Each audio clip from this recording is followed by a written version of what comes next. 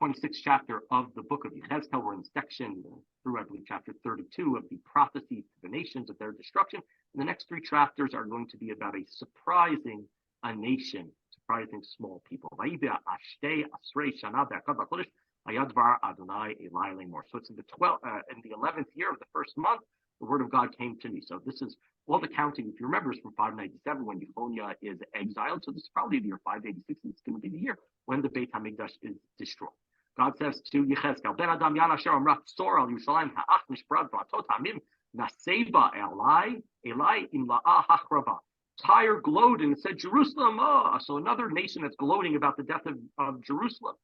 The gateway of its people is broken, it's become mine, I shall be filled now that it's laid in ruins. What is Tyre? So there's still a Tzora's Tyre. It's a place in Lebanon today, a little bit north of Israel. It's on the coast. We've talked about it before because it was mentioned in prophecies in Yirmiyahu. Tyre was once an island, and it was attacked. Today it's no longer an island, but Tyre was a place of trade, of commercial place.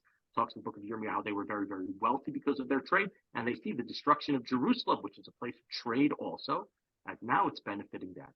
And because of that gloating, that happiness, so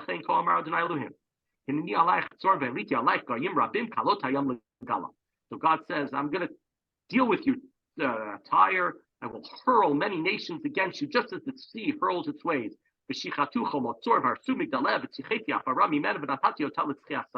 I will destroy its walls, demolish its towers. I will scrape her soil off and leave her naked rock.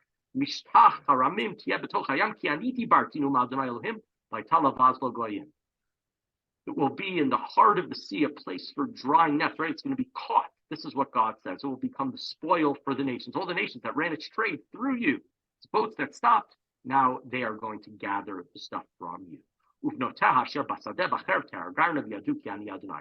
her daughter towns in the country, so right, maybe the capital is this island, and there are other small islands or other on the actual coast, right? We'll call them suburbs, will be put to the sword, and everybody will know that I am God.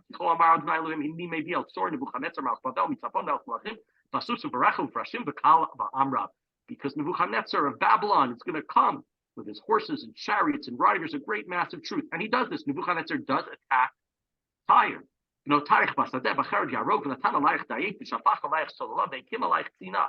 the other towns, right? Those suburbs will be destroyed, its towers, its mounds, right? Sieges laid against them. And he will turn his battering rams against your walls, smash the towers. Right,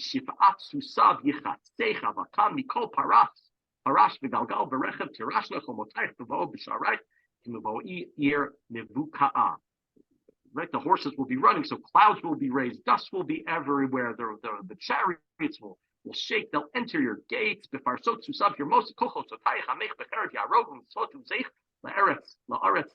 the hoofs, they'll trample your streets. They'll put your people to the sword. They'll crash your pillars to the ground. We'll talk at the end of the chapter about some of the things in this chapter and just Tyre generally.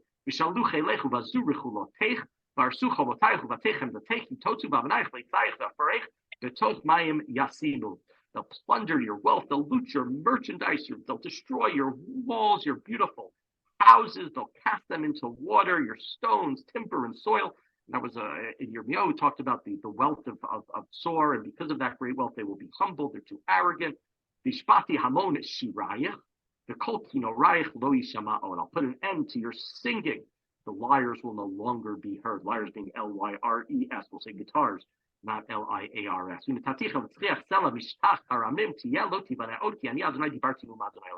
I will make your naked.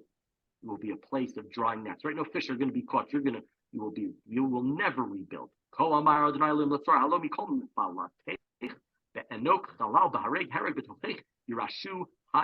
God says the coastlands will quake at the sound of its downfall when slaughter is rife within you. The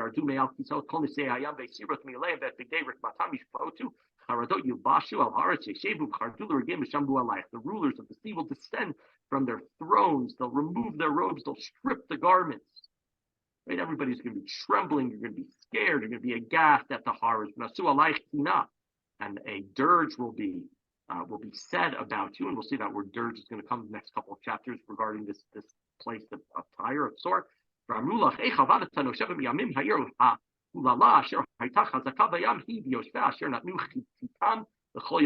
say, how is such a beautiful city? How has it been destroyed? How could such a thing happen? It sounds similar to the way Yerushalayim is described, which was a city, Rabat Yam, the beginning of Eicha. Right now it's Badad, it's empty. So the same thing will be said about Tyre. So now the coastlands will tremble on the day, but right, everybody's going to be terrified. Sor can be destroyed. So can everybody. Verse 19. Because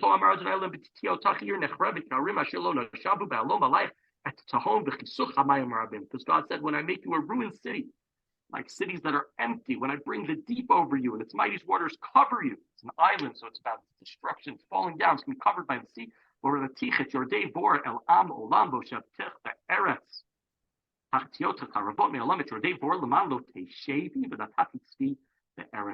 will bring you down, like going down to the pit. You're going to go, right? This is sounds like right, the netherworld. They're going down into the water, the destruction where you'll never come out of. That's the sort of the mythic idea in this verse. I'll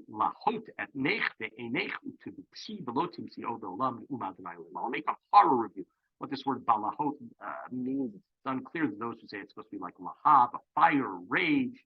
There are different explanations, but it's unclear what this word exactly means. But the implication is destruction, death, horror. That's what's going to happen to the people of Tyre. Now, there's a few interesting things about this. One, the prophecy is that Nebuchadnezzar is going to come and attack them. And that does happen.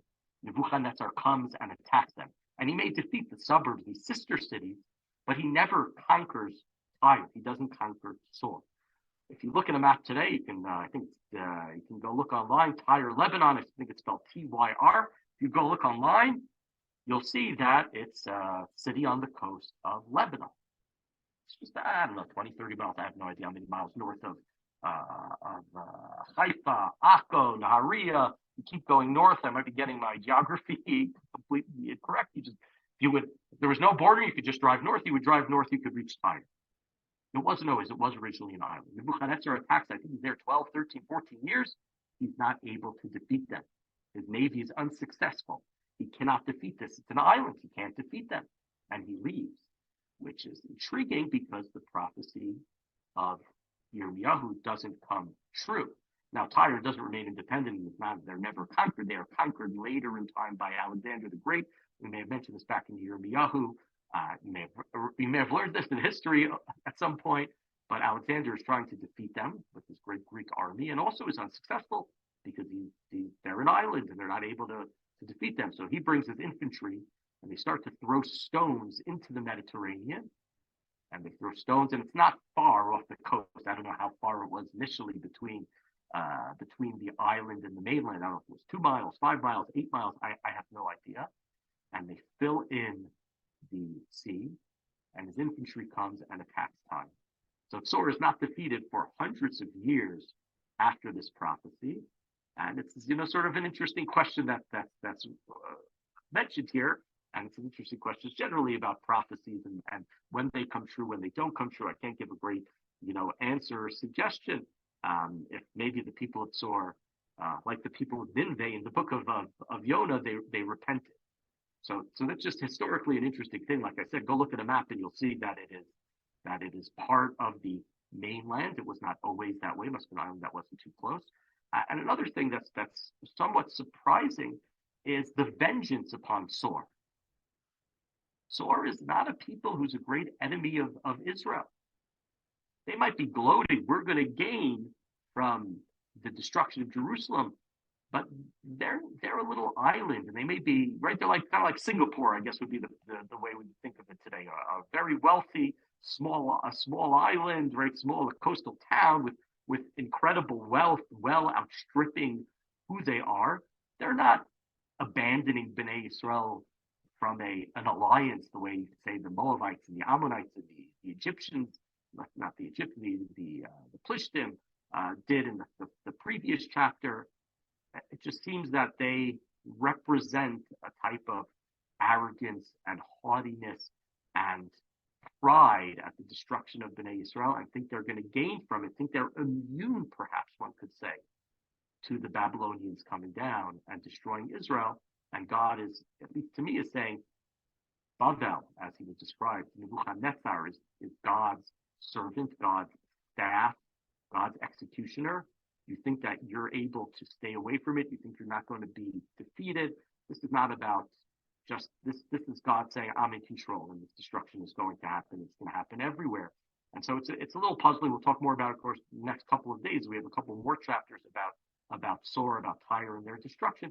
Again, it was also in the book of Yirmiyahu, but it's a little bit surprising as to 3 chapters devoted to them and what it is that they did, other than a little joy and happiness over Israel's downfall is our benefit, but it's hard to really understand the full gravity of what they did and why these terrible prophecies are stated towards them.